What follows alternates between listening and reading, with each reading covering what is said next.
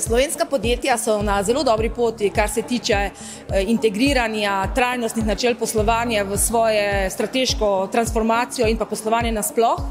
V zadnjih 7 oziroma 8 letih smo z podjetji na Spirit Slovenija res naredili en izjemen korak naprej. Skozi proces trajnostne strateške transformacije smo popeljali že več kot 70 podjetij. Spirit Slovenija tako v prihodnosti zopet še nadaljuje ta podporni program.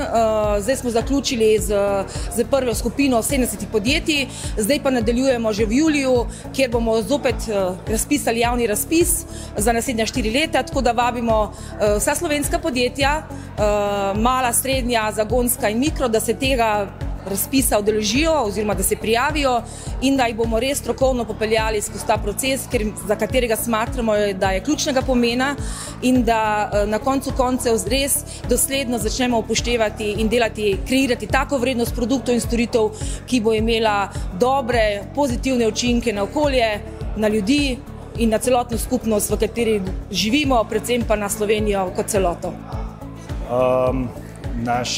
Naše podjetje izhaja iz obrtniške družine, sedaj podjetje šteje cirka 30 zaposlenih in poizkušamo na slovenskem in pač trenutno v zadnjih letih tudi v tujini, na tujem trgu, doseči nek nivo kvalitete in neko trajnost zagotavljanja kakovosti v segmentu, v katerem upravljamo.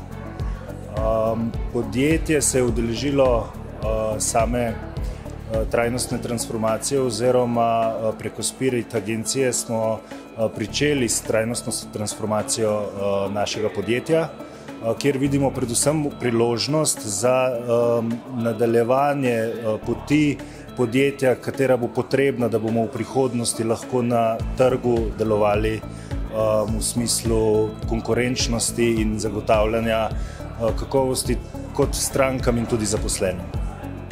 Zdaj, trajnostno, že v same naše stroke razmišljamo zelo trajnostno, naši materiali so naravni, naši izdelki morajo biti kvalitetni in trajni.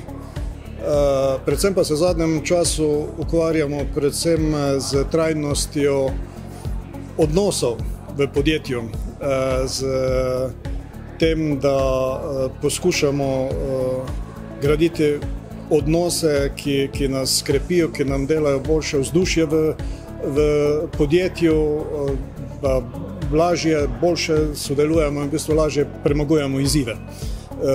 Skoraj da ne beležimo fluktuacije, smo verjetno eden redki, ki v tem momentu nimamo težav z kadri, vsaj večjih težav ne, kar se tiče pridobivanja novih kadrov.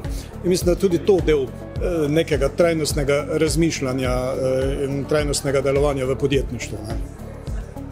V slovenski industriji jekla dejansko vidimo veliko prednosti v trajnostni preobrazbi, katere smo se lotili v letošnjem letu in sicer zelo velik vpliv ima to predvsem na trgu kot neka konkurenčna prednost, hkrati pa tudi seveda velika dodana vrednost pri odnosih med zaposlenimi.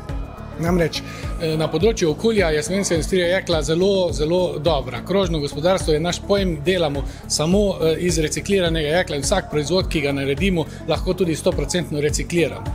Medtem ko drugi vidiki trajnosti pa v preteklosti niso bili toliko poudarjeni. In tu delamo naprej, v tem trenutku smo sprejeli trajnostno strategijo, v naslednjem letu pa se bomo certificirali po standardu Responsible Steel, ki opredeljuje kriterije za trajnostno izdelavo jekla. Tako da to je ena velika stvar, ki jo peljemo v tem trenutku in bo prinesla tako konkurenčno prednost, kakor tudi recimo na trgu dela naš položaj kot enega dobrega zaposlovalca. Ko govorimo o trajnostnem poslovanju podjetij, se treba zavedati, da tukaj govorimo o uskladitvi interesov tako kapitala, družbe kot posameznikov, okolja.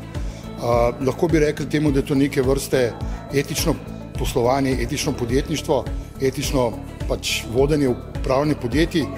Treba je pa poudariti, da je to ni nekaj novega. Samo na novo se zdaj to nekako vzpostavlja, govorimo o trajnostnem razvoju podjetij in tako naprej. Večina podjetij že deluje v to smer, to je odvisno predvsem od ljudi, ki vodijo, ki upravljajo ta podjetja. Ali so to podjetniki, tisti, ki se zavedajo, da dobiček ne more biti cilj poslovanja, ampak je posledica poslovanja, rast podjetja ne more biti cilj poslovanja, ampak je posledica poslovanja, in treba se tudi zavedati, da če neko podjetje deluje v nekem okolju, da tudi iz tega okolja nekaj črpa. To pomeni, da dobijo šolan kader ljudi, ki prihajajo k njemu noter. Se pravi, družba da, podjetje vrača nazaj v družbo. Izziv je to, da je treba nekako se zavedati, da vsa podjetja bojo mogli začeti bolj trajnostno poslovati, ne samo od bilance do bilance, ampak gledati na dolgi rok, ker samo to je tisti, rekel, glavni generator napredka, katerega lahko mi kot družba se veselimo.